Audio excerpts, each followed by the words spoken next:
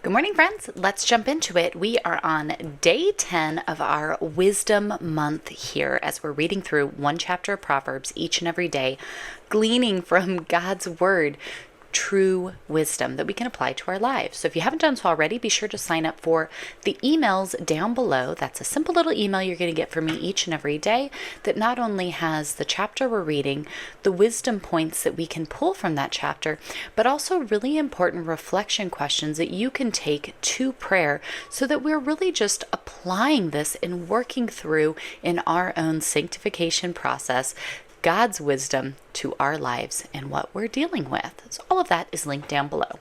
Let's go ahead and get into chapter 10 here. The Proverbs of Solomon. A wise child brings joy to a father. A foolish child brings grief to a mother. Tainted wealth has no lasting value, but right living can save your life. The Lord will not let the godly go hungry, but he refuses to satisfy the craving of the wicked. Lazy people are soon poor, hard workers get rich. A wise youth harvests in the summer, but one who sleeps during harvest is a disgrace. The godly are showered with blessings, the words of the wicked conceal violent intentions. We have happy memories of the godly, but the name of a wicked person rots away.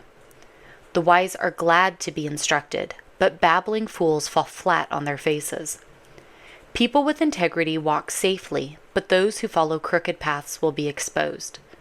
People who wink at wrong cause trouble, but a bold reproof promotes peace. The words of the godly are a life-giving fountain. The words of the wicked conceal violent intentions. Hatred stirs up quarrels, but love makes up for all offenses. I love that. Wise words come from the lips of people with understanding, but those lacking sense will be beaten with a rod. Wise people treasure knowledge, but the babbling of a fool invites disaster. The wealth of the rich is their fortress, the poverty of the poor is their destruction. The earnings of the godly enhance their lives, but evil people squander their money on sin.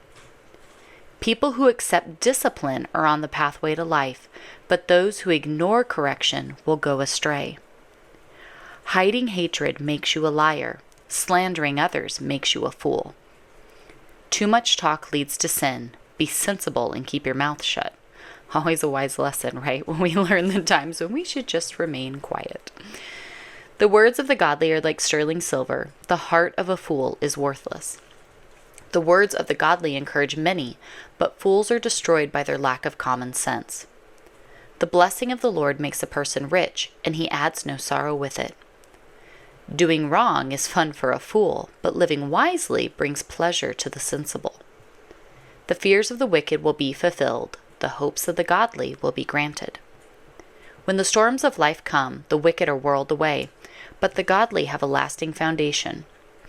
Lazy people irritate their employers, like vinegar to the teeth or smoke in the eyes. Fear of the Lord lengthens one's life, but the years of the wicked are cut short.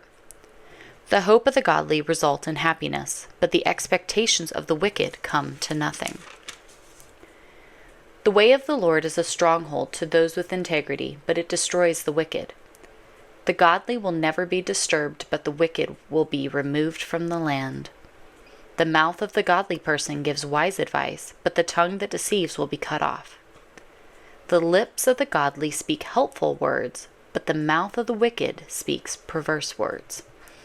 Lots of different proverbs of wisdom here from Mr. Solomon in chapter 10. I notice 3 key wisdom points that I want us to really cling to from chapter 10. The first being that the wise store up knowledge. We see this storing up of wisdom, truly taking correction and knowledge and truth. That's really, really important.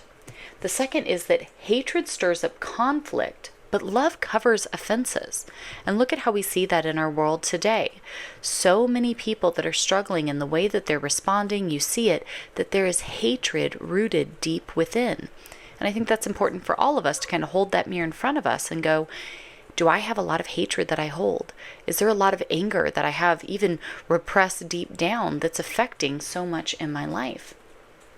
And the third being that lazy hands lead to poverty.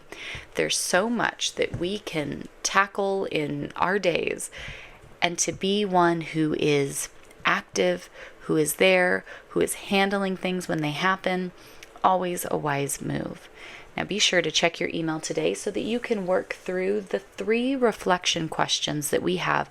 Truly take them to prayer as we go throughout this, reading the series, reflecting on this prayerfully, going, Lord, how can I take your wisdom and apply it to my life? I'll see you all right back here tomorrow. Bye, friends.